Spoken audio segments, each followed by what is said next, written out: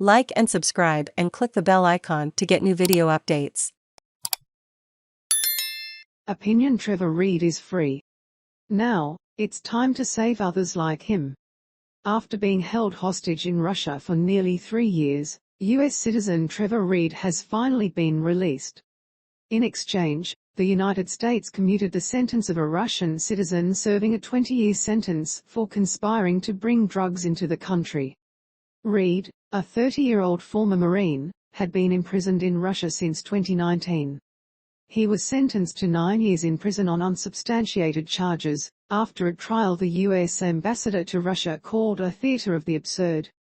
Though the U.S. government will never acknowledge it, one big reason a deal to free Reed was reached is that officials were shamed into action. Reed's parents made multiple trips to Washington and demonstrated in front of the White House. When they were promised a meeting with President Biden that didn't materialize, they went on television and talked about it. And guess what? Biden met with them. In his statement marking Reed's release, the president said he heard in the voices of Trevor's parents how much they've worried about his health and missed his presence. And now their son is coming home. While we can all rejoice that Reed and his family are being reunited, families should not have to beg for the U.S. government to do its job.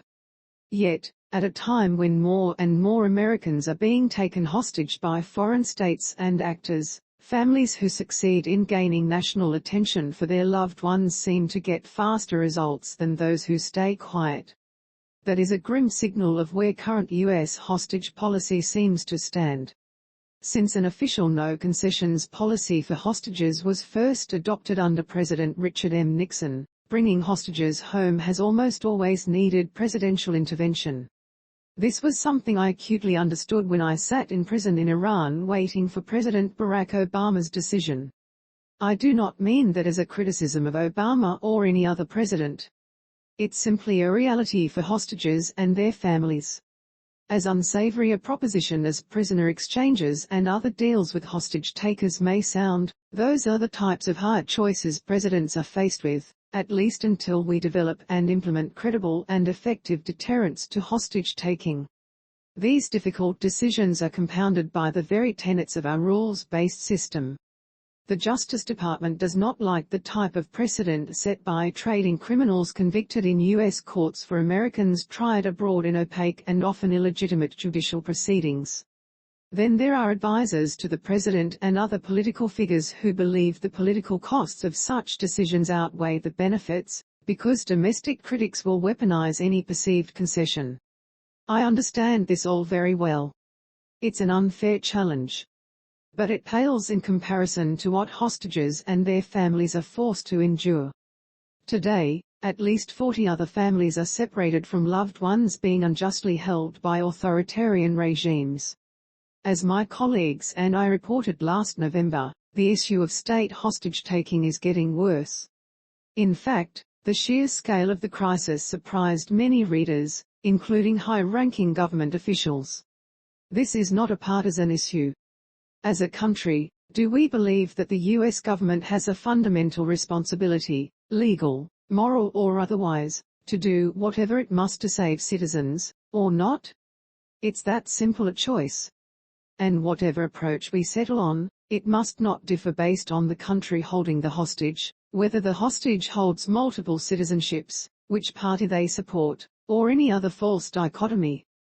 Sources involved in hostage recovery, both inside and outside government, say there are deals on the table for approximately half of the Americans being held hostage by foreign states. In nearly all cases, some sort of concession will have to be provided to hostage takers to bring Americans home. To the president and others involved in the decision, I say, make those deals. Acting to free fellow citizens is extremely popular with ordinary Americans. The act itself is not controversial. The fallout comes later, when the deals invariably become politicized. At a time of unparalleled partisan division, Democrats and Republicans should make this a consensus issue and work together to cultivate a response system that will make hostage-taking costlier for states and actors who do it. The current trend of using hostage releases to take political potshots empowers hostage takers and ensures that the most vulnerable Americans endure prolonged abuse.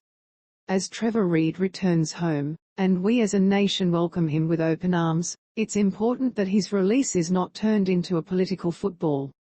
Instead, let's use the moment in the weeks ahead to bring attention to the issue and join forces to end state hostage-taking once and for all. Look inside the life of a family whose